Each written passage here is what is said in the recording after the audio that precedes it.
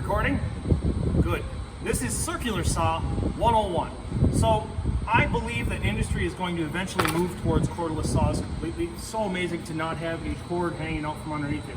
That being said, the corded circ saw is still industry standard. It'll run all day. You see them everywhere. So we're going to learn how to use that one properly as well. Our corded circular saws are right underneath our Alki table here. We got a couple of Makita saws here.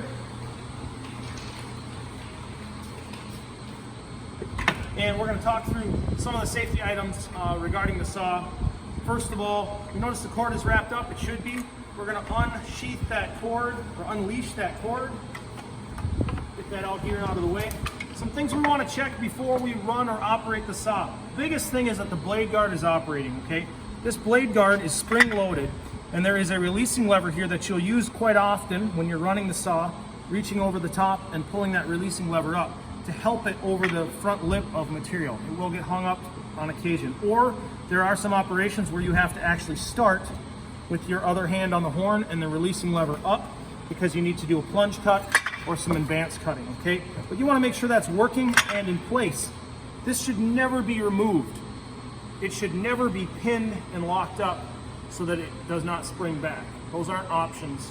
In our lab and really on a job site, they're dangerous. There are too many accidents that have happened because people remove this guard or lock it up in place because they get tired of it getting hung up once in a while. Okay, cord management. So I've got an extension cord plugged in around the corner here, just a 25 footer. I think I'm gonna have enough reach to do my cutting. On a job site, you're normally going to see two cords that are half looped and knotted together and then plugged into each other. The problem with this model is as I'm making cuts, this can get hung up, caught into material or corners, and it's frustrating. All of a sudden I reach the end of my leash and I'm really stuck, okay? So I'm gonna show you a trick that I believe works well, and as long as you are intentional about it, about managing it, it's a good option. I have put a 6-inch bungee loop cord on the end of this plug-in. So I'm gonna plug my cords in standard, in line. I want to pull this, wrap it around the top of where the cord needs to plug in. I'm gonna go twice, one, and then I'm just gonna grab one of the two strands and shove that ball head through there so it's locked in. And now what I've got is a very good connection that's spring loaded and that is not going to get caught up on edges as I drag through on the job site. Okay, when setting up material to be cut, I want to think about where is the material going to drop away. Can I hang it over an edge? So in this case, if I'm just doing a cross cut, I've got this over the edge. I know it's going to drop away. It's not going to hit my feet because I can stand back from here, and it's not going to run into something else, okay? Last thing I want to do is cut on top of a surface. If I have to do that, that's where the blade depth is going to come in. And we're going to talk about that next, okay? Controlling blade depth on a saw.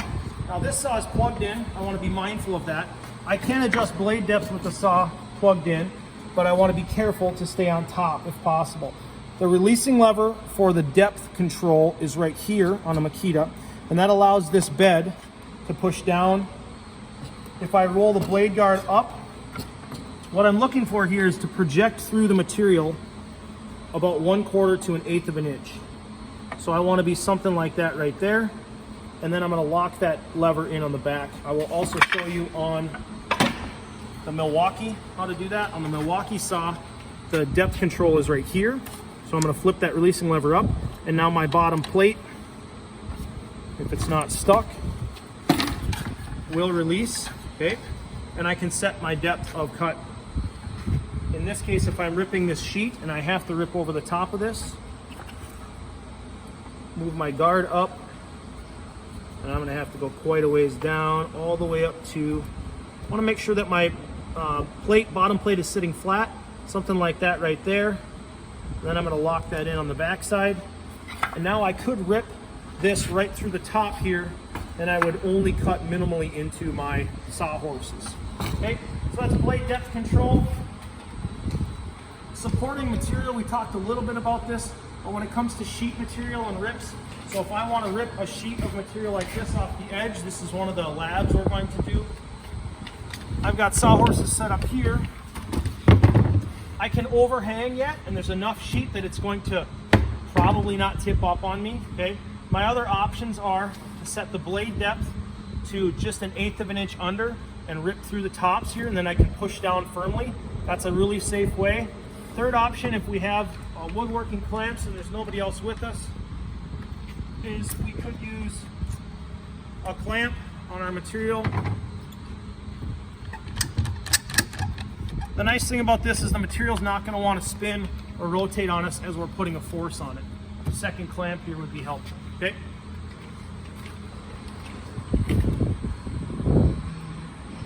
Okay, let's talk about during and finishing a cut, okay? So I'm going to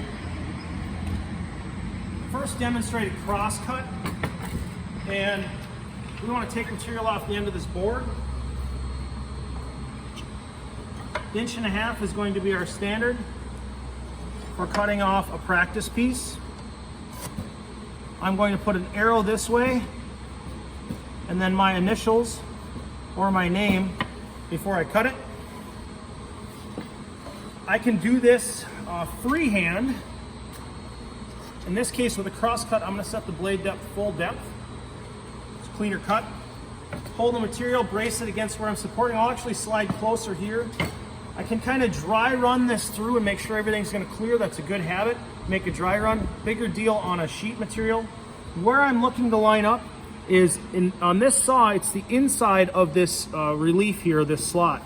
And then the other place that I'm looking is, I'm looking right on the saw blade here. I want that to line up with my line, okay? So I can see that line up those two. On the Milwaukee, there is a releasing lever on the top here. So it is a safety control. You can see the light came on down here. I've got to push this releasing lever down first, then I can start the saw.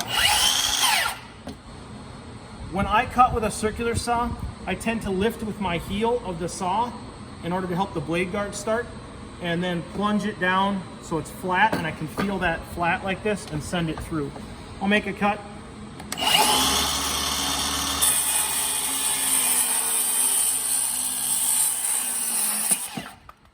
Where I'm watching when I'm cutting is I'm watching the line relative to this, okay? I'm not watching the saw blade. Let me show you a trick that I'm going to allow you to do, and it makes life a lot easier, okay? Same process here, 1.5 inches. Strike a line, mark it, own it, and now I'm going to use my speed square as a fence. So I'm going to use this square to line up on the material, and the gap I want to look for is right here. I want to make sure that that is tight and does not rock, or that it stays flush with that. I need to line up my line, of course, and I really need to pin my speed square here against my material. So lined up, good. Start the saw.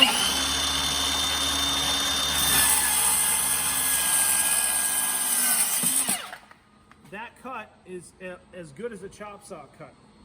Okay, if I'm right-handed, same process, except I'm going to just have more material or more bed over here to work with. Okay, it's actually going to be 3.5 inch offset, but I'm still going to use this process, mark my line, cut through. Okay, what you would show me or turn into me is this right here. Okay, so what I'm going to look at is it straight and would it be square? Let's look a little bit at ripping sheet material. We're going to do that with the corded saw. So first thing I want to do with a corded saw is make a dry run. If I'm going to rip this direction, I want to make sure that I can get all the way through, that my feet are clear, that the saw is going to be clear, and that the cord is going to be out of the way. If I want to run this direction, the advantage here is I've got 3.5 inches of bed at least, if I'm, well, the whole bed actually, on the table. It's going to be more stable, okay? So it's preferable to run this direction. The disadvantage to this is I get a little bit more chip off of the blade. I've got to be conscious of, I got to have safety glasses on because I'm going to have stuff coming off the blade. Okay, let's mark 1.5 inches on this.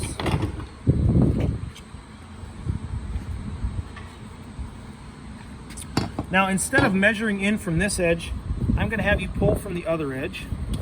Let's tape measure and do a little math here. I've got 25 1/4 weak, so I would go back to 23 3/4 weak. That's my 1.5 inches here. I'm gonna hook on right away with a chalk line.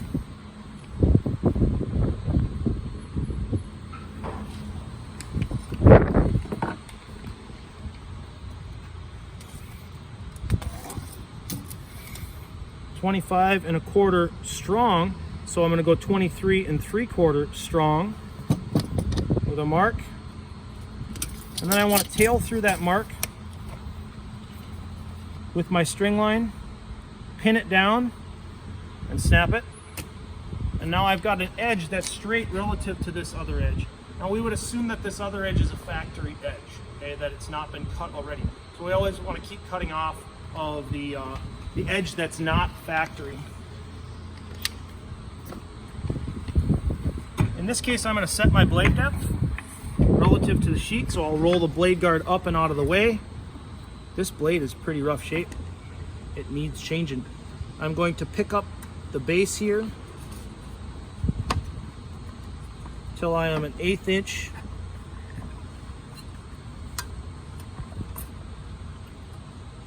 Right there. Lock that in. Okay. Where I'm looking on this saw, I want my line to match up with the outside of my chalk line, and then I'm also going to keep an eye on the blade here as I start. But where I want to look and where my eyes are focusing as I'm running this is just on this path right here, and I want to just make micro adjustments as I go along to make this rip. Okay. I got to make sure my path is clear. I got my speed square in the way. Okay, cord management. I can have this out and out of the way. Left-handed, I can do this one hand. Right-handed, this is where we might want to flip the sheet. One other thing I forgot to tell you, if I'm concerned about which side is my finished side and I want it to look nice, I always want my finished side to be facing down. And the reason is the saw cuts up and it's going to cut cleanly through the bottom side. The top side it's going to blow out and not look as clean. Okay, so if it matters, then I want to put my finished side down when I'm ripping this.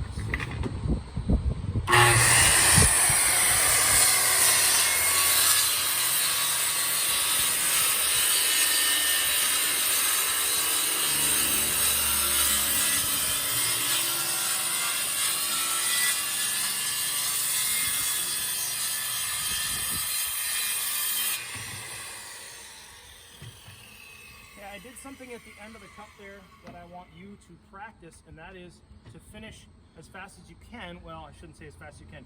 To accelerate through the end of the cut. And the reason is the material is going to start dropping away, so it has a tendency to bind or pinch.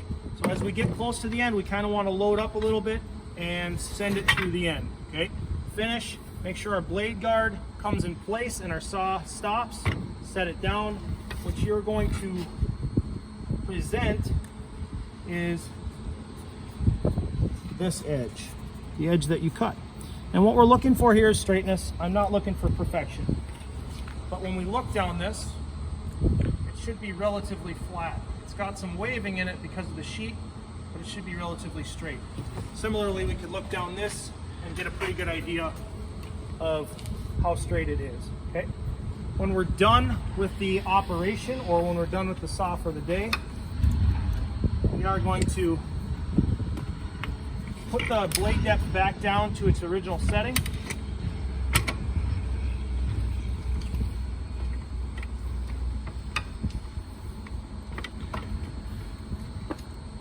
Wrap it up, give it one tuck underneath itself, and put it away. Make sure I got everything on the list here.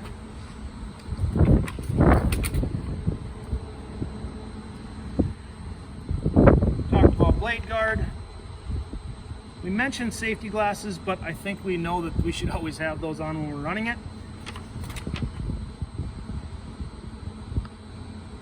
That's it. Scene.